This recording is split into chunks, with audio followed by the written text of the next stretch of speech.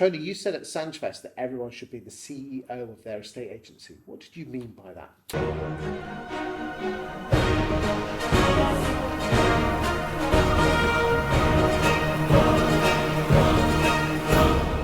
So I was training a couple of years back, a great agent, Manning Staten in Leeds.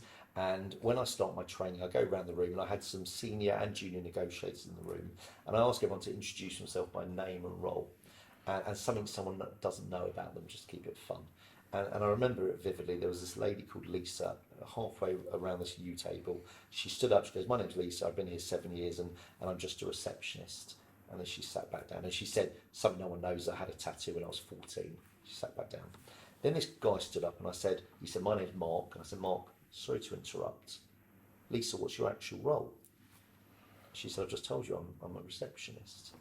So I said, "Okay, just to understand that. So if a vendor phoned up and this vendor wanted to put their £1 million property on with Manning Staten, is it possible you would take that phone call?"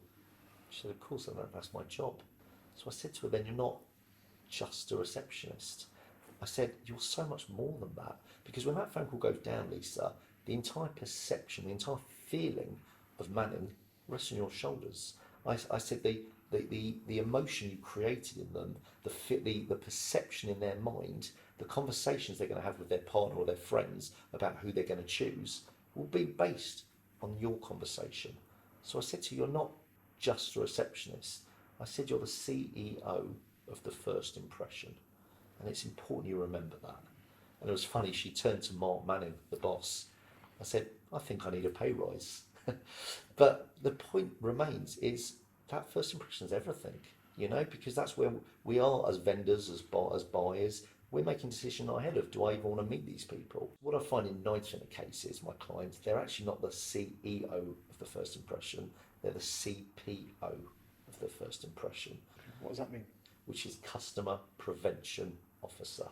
So many times they just make it so hard for us to do business. The comments I hear is, "Yeah, we've got no 2 beds on at the moment, so look on our website and if we do, we'll call you." Or, "No valuers are around at the moment, so I can't speak to you, so call us back in the afternoon." And we both know that's not going to be happening. So what impression are you giving? And I don't think, in my experience, the owners of the agents are so far removed from that first impression, but it's so vital that bit's done right.